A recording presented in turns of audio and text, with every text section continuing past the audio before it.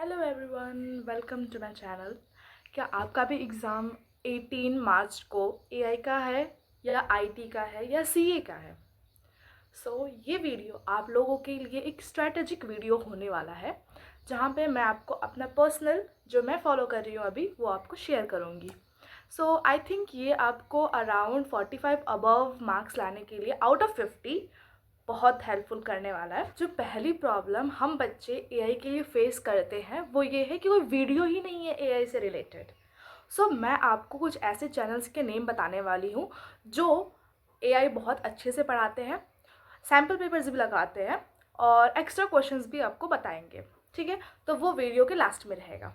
दूसरी प्रॉब्लम ये है कि एआई का कोई सैम्पल पेपर है ही नहीं। हमें एआई का ना ही बाहर से कोई एआई का सैम्पल पेपर मिलता है और ना ही ऑनलाइन मिलता है। तो मैं आपको डिस्क्रिप्शन बॉक्स में 2 से 4 आपको सैम्पल पेपर प्रोवाइड कर दूंगी ताकि आप उससे अच्छे से प्रैक्टिस कर सकें। Now coming to the solutions.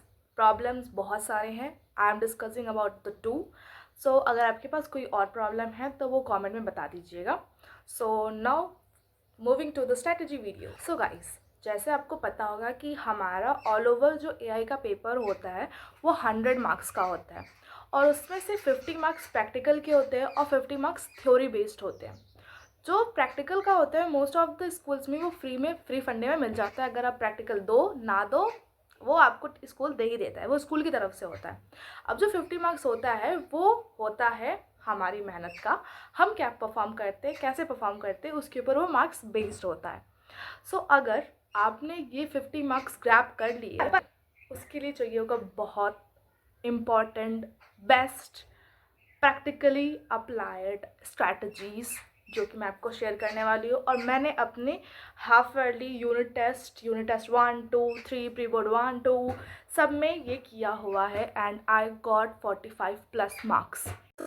क्या है ये? उससे पहले हम जानते हैं कि हमारा जो 50 मार्क्स आएगा वो कौन से चैप्टर से आएगा, कितने मार्क्स का आएगा और कैसे आएगा। तो हमारा जो एआई का जो चैप्टर है, जो बुक है, वो 2 पार्ट में डिवाइडेड है। Part number A, part B.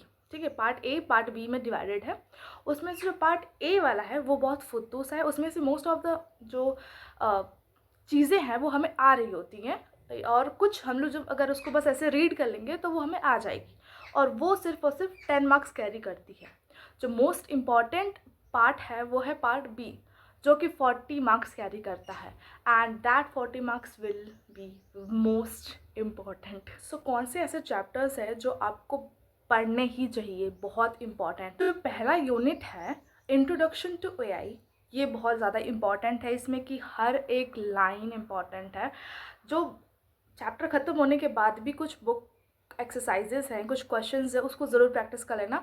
मेरे प्री बोर्ड 1, 2 में तो डायरेक्ट वहीं से उठ के आ गया। और उसमें से भी जो इम्पॉर्टेंट टॉपिक है वो है डोमेन्स ऑफ एआई। ये चैप्टर में से ये जो टॉपिक है वो बहुत इम्पॉर्टेंट है। जो अगला इम्पॉर्टेंट चैप्टर है वो है एआई प्रोजेक्ट साइकिल।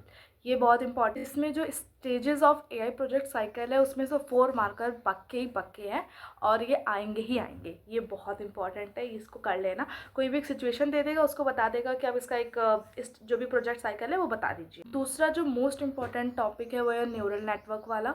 ये न्यूरल नेटवर्क से भी आपको कह सकते हो कि 3-2 मार्कर वाले आएंगे ही आएंगे। ठीक है, जो तीसरा इम्पॉर्टेंट चैप्टर है वो है नेचुरल लैंग्वेज प्रोसेसिंग वाला, यूनिट नंबर 5। ये बहुत इम्पॉर्टेंट है, इसमें के कुछ इम्पॉर्टेंट टॉपिक्स है जो कि है ये। और जो नेक्स्ट चैप्टर है वो है इवैल्यूएशन। ये बहुत इंपॉर्टेंट है, इसमें के जो लास्ट में आपको फार्मूलाज मिलते हैं ना वो बहुत ज़्यादा इंपॉर्टेंट है। इस चैप्टर में से पर्टिकुलरली 4 मार्क्स के तो पक्के ही पक्के हैं। ये बहुत बहुत बहुत इंपॉर्टेंट है।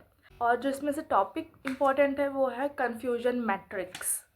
और इस चैप्टर से कुछ इम्पॉर्टेंट फार्मूलाज है जो कि है ये, इनको बहुत अच्छे से कर लेना, ये आएंगे ही आएंगे। गाइस, बस इतना ही इम्पॉर्टेंट टॉपिक था एआई का, क्योंकि मैंने पर्सनली एआई लिया हुआ है तो मुझे एआई के बारे में पता होगा। तो अगर आपको सच में लगता है कि मैंने इम्पॉर्टेंट टॉपिक्स बताए हैं आपको तो कमेंट्स में ज़रूर बताइएगा और लाइक कीजिए ताकि मुझे पता चले कि मैंने सच में बताया है, आप लोग को मदद मिली है या नहीं मिली है।